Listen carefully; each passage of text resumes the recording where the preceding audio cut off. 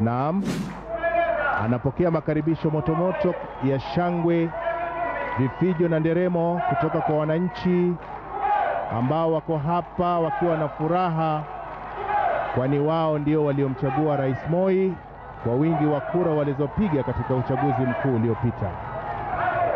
Wananchi wanamkaribisha kwa makofi ya Nyayo, wakimaanisha kuwa wao ni wafuasi halisi wa filosofia ya Nyayo, kukaa kwa amani, umoja na upendo.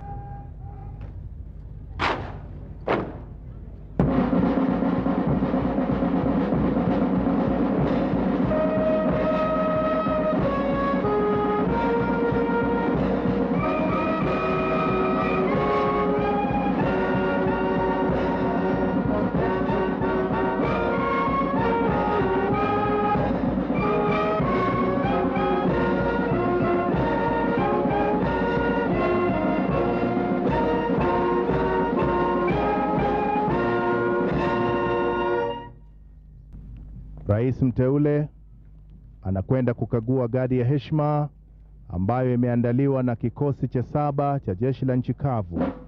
Mkuu wa jeshi la nchi kavu Luteni Jenerali Augustine Cheruyot anamsindikiza rais mteule.